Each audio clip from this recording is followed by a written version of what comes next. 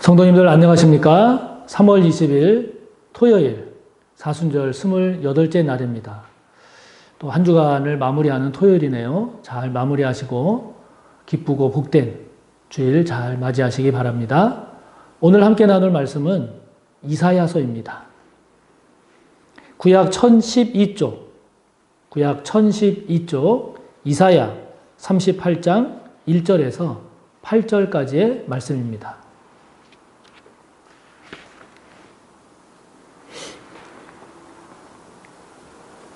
이사야 38장 1절에서 8절까지의 말씀 함께 봅니다. 그때에 히스기야가 병들어 죽게 되니 아모스의 아들 선지자 이사야가 나아가 그에게 이르되 여호와께서 이같이 말씀하시기를 너는 내 집에 유언하라. 내가 죽고 살지 못하리라 하셨나이다 하니 히스기야가 얼굴을 벽으로 향하고 여호와께 기도하여 이르되 여호와여 구하오니 내가 주 앞에서 진실과 전심으로 행하며 주의 목전에서 선하게 행한 것을 기억하옵소서 하고 히스기야가 심히 통곡하니 이에 여호와의 말씀이 이사야에게 임하여 이르시되 너는 가서 히스기야에게 이르기를 내 조상 다윗의 하나님 여호와께서 이같이 말씀하시기를 내가 내 기도를 들었고 내 눈물을 보았노라. 내가 내 수한에 15년을 더하고 너와 이 성을 아수르 왕의 손에서 건져내겠고 내가 또 이 성을 보호하리라. 이는 여호와께로 말미암는 너를 위한 징조이니 곧 여호와께서 하신 말씀을 그가 이루신다는 증거이니라.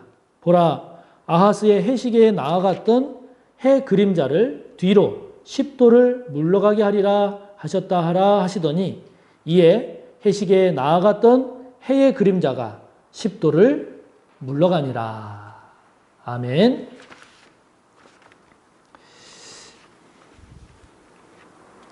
오늘 히스기야가 하나님께 이제 기도한 그런 내용을 우리가 함께 봤는데요.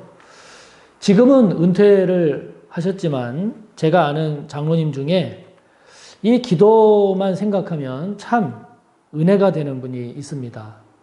그분은 이 안면 근육에 좀 이상이 있으세요. 그래서 이 말을 시작할 때 첫 발음 떼기가 좀 쉽지 않으십니다. 잘 안 되세요.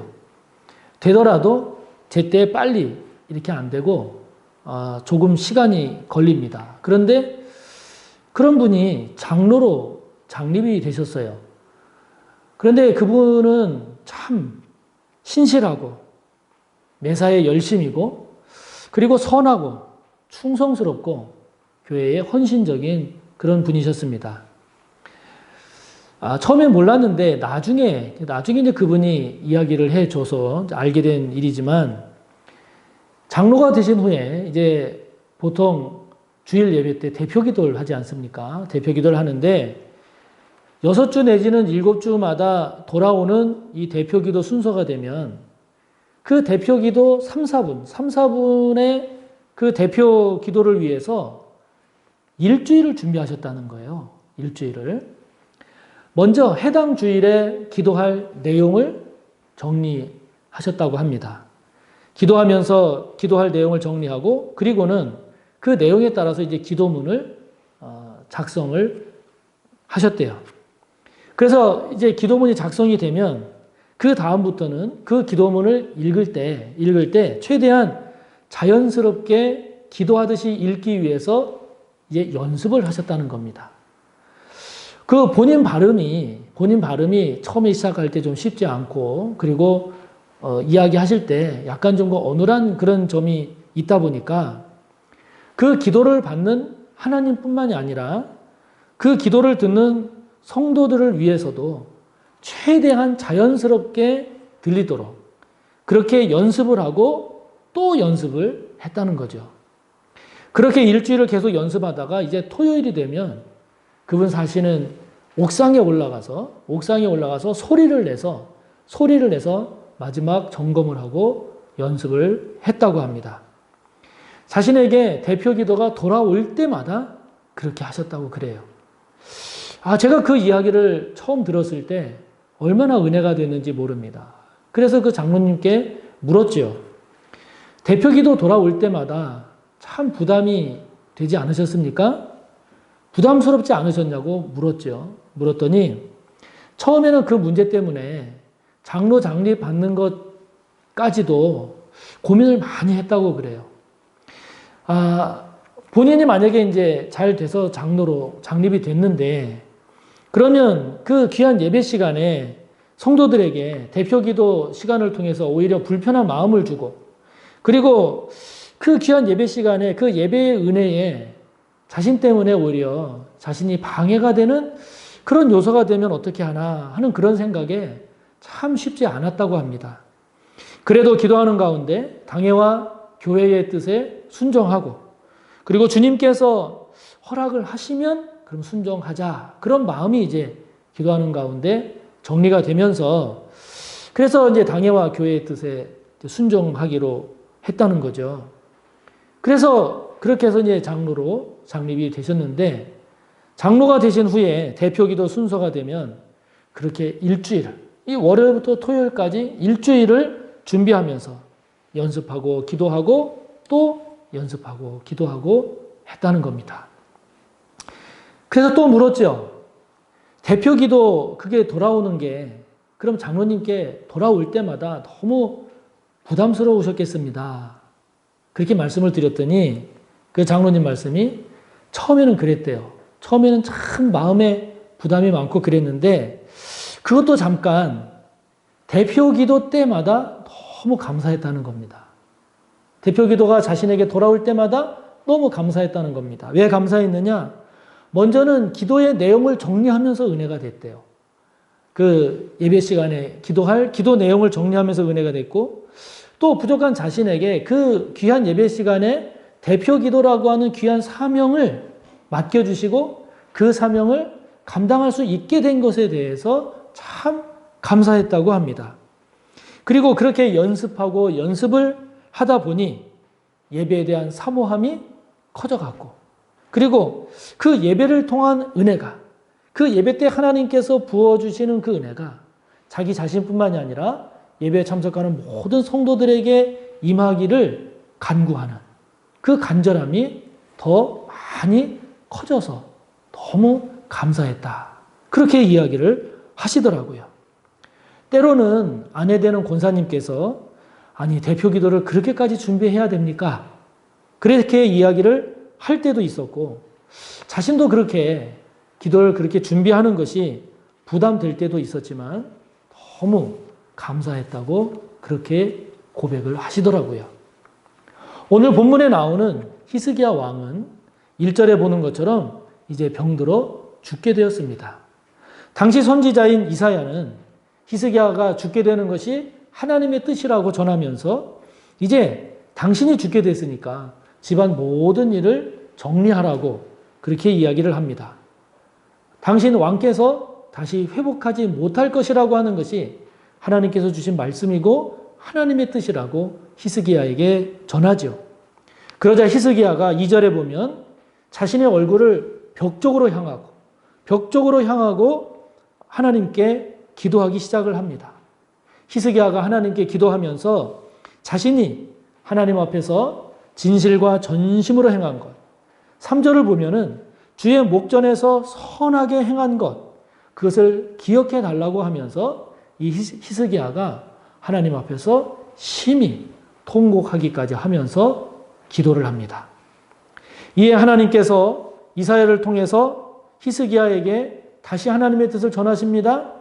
하나님께서 이사야 선지자를 통해서 히스기야 왕에게 하나님께서 당신의 기도를 들으셨고 당신의 눈물을 보셨고 그리고 당신의 생명을 그래서 15년 더 연장시켜 주셨습니다. 라고 하는 이 하나님의 말씀을 이사야 선지자가 히스기야에게 전하게 됩니다. 여러분, 15년. 그냥 생각해도 짧지 않은 그런 시간인데 죽음을 앞둔 사람에게 단 하루가 아쉬운 사람에게 15년이 연장됐다라고 하는 것은 이것은 너무 놀라운, 너무 큰 하나님의 은총이 아닐 수가 없지요. 병이 다 나은 히스기야가 눈물로 기도할 때 자신의 심정을 담은 글을 남기게 됩니다. 그것이 바로 이제 오늘 본문 뒤에 나오는 9절부터 20절까지의 내용인데요. 이것은 단순히 글이라기보다는 노래요, 시요, 고백이라고 할 수 있죠. 그 가운데 히스기야가 노래하고 읊은 그 내용 가운데 13절, 14절을 보면 다음과 같이 히스기야가 고백을 합니다. 내가 아침까지 견디어 싸우나 주께서 사자같이 나의 모든 뼈를 꺾으시오니 조속간에 나를 끝내시리라. 이제 곧 죽게 됐다는 거죠.